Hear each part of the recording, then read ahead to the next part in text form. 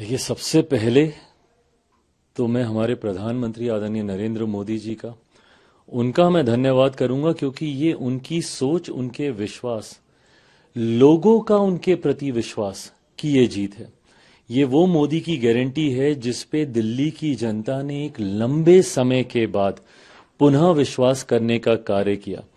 और इसका कारण भी है जिस तरीके से प्रधानमंत्री जी के नेतृत्व में पिछले 10 सालों में देश ने नई ऊंचाइयां हासिल की। गठबंधन का सहयोगी होने के नाते मैं भी कई जगहों पर प्रचार के लिए हम लोग गए, और उस वक्त भी मैंने इन्हीं बातों को कहा था कि जहां एक तरफ देश नई ऊंचाइयां हासिल कर रहा है, तो वहीं दिल्ली की हालत बद से बदतर होती जा रही है। ऐसे में मुझे लगता है लोगों के लिए वो चयन करना कठिन नहीं था। एक तरफ विकास का मॉडल था, दूसरी तरफ विनाश का मॉडल था। एक तरफ बढ़ता देश था, दूसरी तरफ दिल्ली जो कि बद से बदहाल होती जा रही थी। लोगों के बीच ये चुनाव करना आसान था, और दिल्ली की जनता ने ये चुनाव किया। एक बड़ी आबादी दिल्ली में बिहार, यूपी से आने वाले लोगों की है। हम लोगों ने अपने अपने राज्यों में देखा है कि किस तरीके से डबल इंजन की सरकार का लाभ मिलता है। उत्तर प्रदेश में डबल इंजन की सरकार हो या हमारे बिहार में डबल इंजन की सरकार हो, दिल्ली की जनता ने भी इस बात को महसूस किया। और खास तौर पर पूर्वांचल के लोग जो दिल्ली में रह रहे हैं, उनको इस बात का एहसास हुआ कि एक ऐसी सरकार जो सिर्फ बहाने बनाती है, और दूसरी तरफ एक डबल इंजन की सरकार जो तुरंत हम लोगों को लाभ देगी, हम लोगों की उम्मीदों पर खरा उतरेगी। इस सोच के साथ उन्होंने प्रधानमंत्री जी की सोच वाली सरकार को दिल्ली में चुनने का काम किया। दिल्ली भारत की राजधानी है, और इस राजधानी का वो मान सम्मान बरकरार रहे, इसके लिए जरूरी था कि दिल्ली में इस बार भारतीय जनता पार्टी की सरकार आए। मैं दिल्ली की जनता का खास तौर पर धन्यवाद दूंगा कि उन्होंने एक सही सोच वाली सरकार को चुनने का काम किया, और आने वाले समय में ये विश्वास मैं दिलाता हूं कि दिल्ली एक आदर्श राजधानी के तौर पर, एक मॉडल के तौर पर उभर कर आएगी। इस सोच के साथ अब हमारी सरकार यहां पर कार्य करेगी। लेकिन आपने देखा कि दिल्ली के जो चुनाव का सबसे बड़ा चेहरा पूरी राजनीति को बदलने आए हैं, ये सब कहकर आए थे, वही चुनाव हार गए। देखिए, इसको आप कैसे देखते हैं? जब आप अपनी बातों में ही विरोधाभास रखते हैं, आपको क्यों दिल्ली की जनता ने नए होने के बावजूद, कोई राजनीतिक परिचय ना होने के बावजूद, दिल्ली के लोग क्यों आपके साथ जुड़े? वो सोच के साथ जुड़े जो कि अन्ना जी के द्वारा दी गई थी। आप भ्रष्टाचार के खिलाफ आए थे, आप सादगी की बात करते थे, आप अपने हाथ में उन भ्रष्ट नेताओं की लिस्ट लेकर घूमते थे जिन्होंने भ्रष्टाचार किया। आज आप ही उन घोटालों में लिप्त हो गए, आज आप ही जेल गए हैं भ्रष्टाचार के आरोपों में।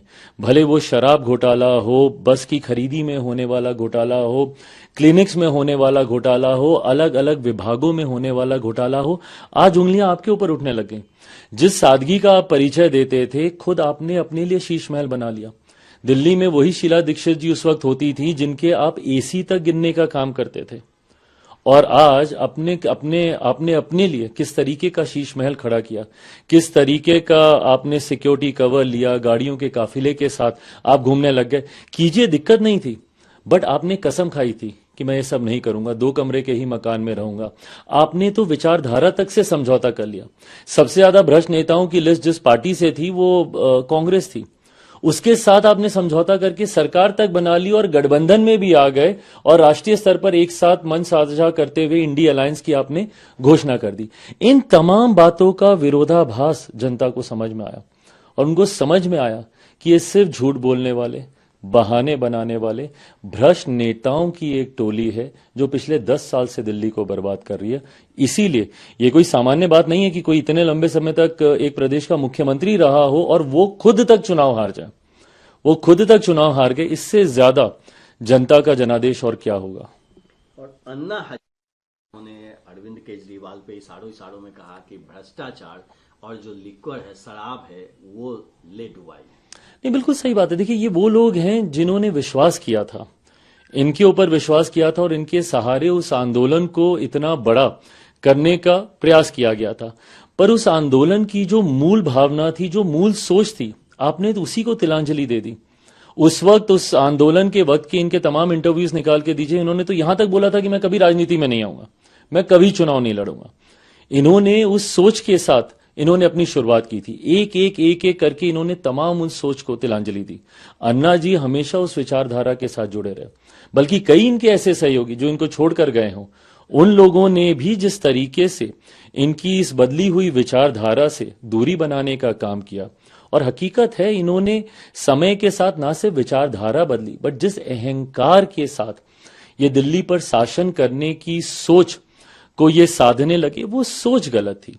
एक व्यक्ति का अहंकार मुझे लगता है पूरी पार्टी को ले डूबा है। और आखिरी सवाल, चूंकि दिल्ली चुनाव है वो बिहार का है, तो इस दिल्ली के चुनाव परिणाम का कितना असर बिहार में दिखेगा? और चूंकि आप बिहार के सुपरस्टार प्रचारक भी हैं और नेता भी हैं अपनी पार्टी के। देखिए, ये मुझे लगता है हम लोग के लिए दिल्ली का रण जीत कर बिहार की ओर अग्रसर होना अपने में एक मॉरल विक्ट्री तो है ही, बट साथ ही में ये हमारे विपक्षी दलों के नेताओं के भीतर भी वो घबराहट को पैदा करेगा। जिस तरीके से एनडीए गठबंधन एकजुटता के साथ हम लोग हर राज्य में, दिल्ली में भी आपने देखा होगा, बिहार की जितनी पार्टियां थी, हम सब ने मिलकर प्रचार किया, हम सब ने मिलकर अपना अपना योगदान देने का हम लोगों ने प्रयास किया।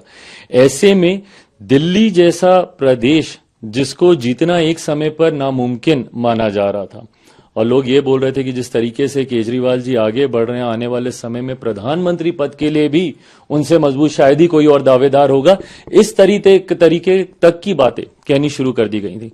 ऐसे में उनको ये शिकस्त देकर अब हम लोग अगले रण की ओर अग्रसर हो रहे हैं। मैं ये मानता हूं, और मैंने बिहार के लिए मैंने पहले ही कहा है कि हम लोग का गठबंधन इतना मजबूत है, विनिंग कॉम्बिनेशन के साथ हम लोग आगे बढ़ रहे हैं। 5 दलों का जो ये अलायंस है, ये जो कॉम्बिनेशन है, उपचुनाव में भी हम लोगों ने करके दिखाया। उपचुनाव में जहां 4 की 4 सीटें हम लोग जीतने में हम लोग कामयाब रहे, और उनमें से कुछ सीटें ऐसी जो कि विपक्ष अपना आधिपत्य जिस पे मानता था कि ये सीट हम लोग के कोटे की सीट है, ये कहीं हम लोगों से दूर नहीं जाएगी। उन सीटों तक को हम लोगों ने उपचुनाव में जीतने का काम किया। बेलागंज की सीट है, तरारी की सीट है। तो मैं मानता हूं कि जिस तरीके से दिल्ली में प्रचंड जीत हुई है हम लोगों की, उसी तरीके से बिहार में भी आप देखिएगा 225 प्लस सीटों के साथ इस बार बिहार में हम लोग सरकार बनाने जा रहे हैं। और आखिरी सवाल कि जब वोट का काउंटिंग शुरू हुआ और बीजेपी लीड करने लगा, तो उमर अब्दुल्ला का एक ट्वीट आता है, कहते हैं कि और आपस में आप लड़ो।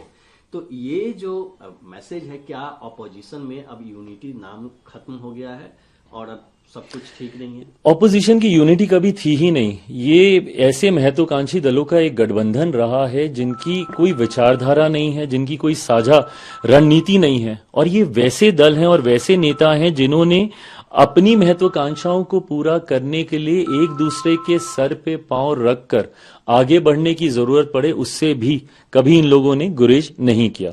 दिल्ली का रण इसका सबसे जीता जागता उदाहरण है। जो कुछ महीने पहले तक एक दूसरे के साथ की कस्में खा रहे थे, वो दिल्ली का चुनाव आते आते तक जी जान से लग गए एक दूसरे को हराने के लिए। आज आश्चर्य तो मुझे इस बात का होता है कि कांग्रेस पार्टी अपनी मॉरल विक्ट्री इसी में देख रही है कि उन्होंने आम आदमी पार्टी को हरा दिया, भले खुद शून्य पर आ गई वो पार्टी। तो ऐसे में एक दूसरे को हराने के लिए ही तो इनको किसी दूसरे की जरूरत ही नहीं है। एक दूसरे का खात्मा करने के लिए ये तथाकथित इंडिया अलायंस के जितने दल हैं वो आपस में ही काफी हैं। जैसे कि मैं सो रहा हूँ तो पिताजी को जगाना है मुझे, तो वो डायरेक्ट उठाने के बजाय, और हिंसा की परंपरा मेरे यहाँ नहीं थी सौभाग्य से, तो वो क्या करते थे कि उस कमरे में आ जाएंगे या बाहर से गुजरेंगे और चौपाई बोलेंगे, प्रात काल उठ गए रघुनाथा मात पिता गुरु नावई माता। कभी कभी मैं गुस्से में उठ करके अरे पापा चरण स्पर्श किया और सो गया। मैंने कहा अब मत उठाना।